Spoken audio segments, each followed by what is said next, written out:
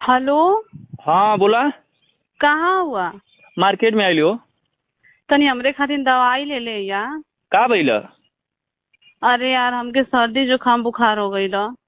अच्छा चल ठीक है, ले लेते दवाई। अच्छा, हेलो हेलो, सुना। हाँ बोलू। खाना का बनाई? कुछ ना रहे तो खाना मत बनिए तू। काहे? नहीं नहीं, खाना मत बनिए। काहे बताइबा?